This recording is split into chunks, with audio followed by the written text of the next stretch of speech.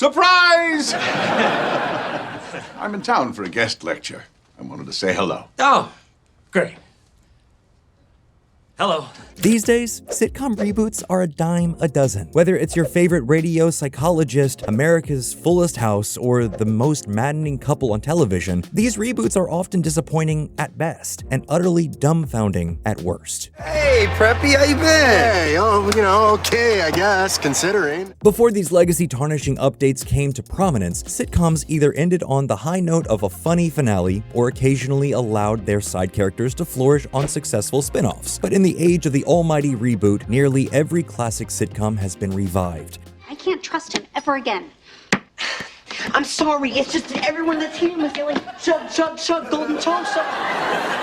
Since the very beginning of their history, sitcom reboots have struggled to recapture the original vision and audience of the series that came before them. Short-lived early 90s oddities like The Bradys and The Golden Palace attempted to retain the beats and dynamics that made their characters famous, but in doing so, made everyone seem extremely outdated. I felt like I had a purpose again. Well, I'm 88, and ever since... You're 87. What? You're 87.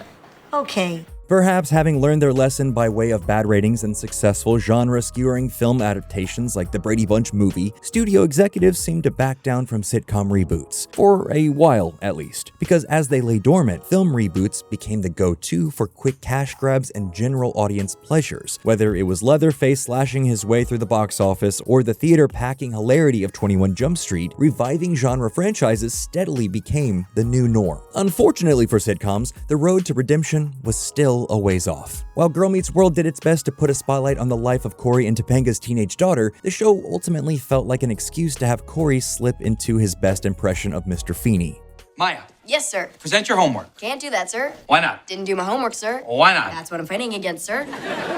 Oh, this could go on for a while. Having watched Corey and Topanga grow up over the course of several Boy Meets World seasons, there should have been some evolution to their character and relationships. Similarly, when a handful of the Tanners crammed themselves back into the Frisco family home for more lighthearted dramatics, it made Fuller House feel like a tacky add-on rather than a foundation with meaningful roots. Regardless, both of these reboots garnered a love-hate relationship with fans that saw them through multiple seasons. And despite negative reviews and diminishing viewers of the genre, one sitcom reboot rose above the noise and achieved what some thought might just be impossible. Debuting in 2018, The Conners brought the humble-as pie comedy of Roseanne into the modern age with some pretty fantastic results. Unlike some sitcom reboots that came before it, The Conners asks more from its audience than just remembering Roseanne. Bearing little resemblance to the format or situations of the show that spawned it, The Conners creates space for new stories that feel lived in and new characters with depth. And honestly, after shattering what was an entirely unsatisfying conclusion to the original series, while it wasn't always perfect, the reboot ended its run with grace. Of all of us, Anne-Marie knows you can't possibly survive without her, so she's gonna hang on and let you go first. Well, I drank enough beer and ate enough hot dogs. I'm doing my part.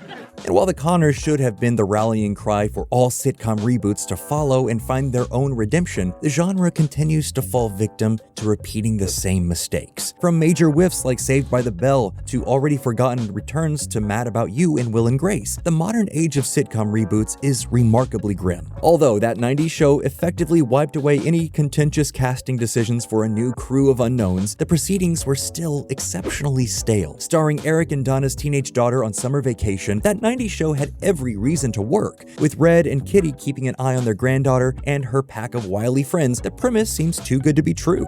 Bro. Sadly, something just felt off about the whole thing. Slightly sanitized and without the exceptional group dynamics of the original cast, the new kids on the block failed to live up to their potential. Less of an update on what kids got up to in the 90s and more of a backpedal on the quirks and format of its 70s forefathers. That 90s show simply couldn't keep anyone's attention for very long. As other genre reboots such as X-Files and Twin Peaks have experienced varying levels of success, the sitcom standards missed the mark with basically every attempt at revival. Even the animated classics can't seem to catch a break, with Futurama coming and swiftly going every few years, and Beavis and Butthead failing to recapture the slacker audience that once worshipped it. perhaps the best way to remedy the sitcom reboot is by looking back at the past. At one time, sitcoms were often able to repurpose their characters in totally new shows by way of the classic spin-off. Rather than bringing back the old crew for more of the same, these shows often displayed entirely new formats. These spin-offs occasionally achieved even greater heights than the original series. Of course, for every Daria, there might be a That 80s Show lurking around the corner. But while the sitcom genre is certainly no stranger to the concept of bringing back familiar characters, the basic recipe that made shows like Laverne and Shirley a success seems to have been abandoned. There is perhaps no better encapsulation of the spin-off to reboot disparity than Dr. Frasier Crane. I'm Dr. Frasier Crane. I'm sorry I startled you. Although Frasier's origins on legendary sitcom Cheers has already painted the Boston transplant as the pompous yet affable professional we all know and love, his first iteration was otherwise night and day from his eventual solo show. The Cheers Frasier comes off as a happily married man's man with some major mommy issues. But when network executives decided to send the fan favorite character back to his Northwestern digs for a self-titled sitcom, Dr. Frasier truly came into his own. Whether he's trying to assert dominance over an unflinching Eddie, ditching beers for beans and Cafe Nervosa, or dealing with dad and mourning Mother Crane, Frasier makes us forget the Doctor's former life altogether. By virtue of giving a familiar character room to breathe and letting a new cast come into their own, Frasier is the personification of a spin-off done right. Frasier Crane, KACL 780 AM. Brilliant show, Frasier.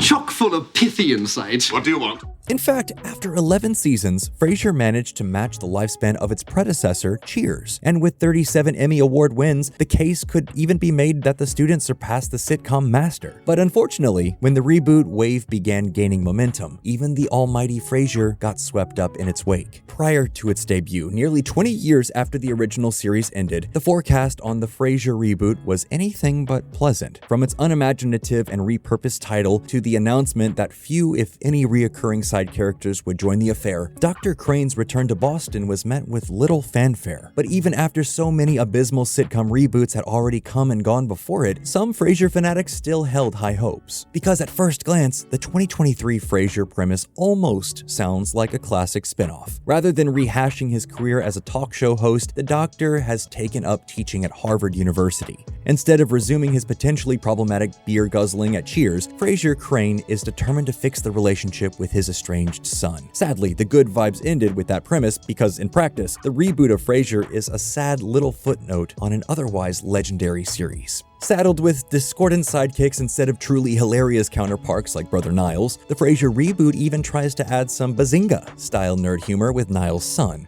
This is your place. So cool.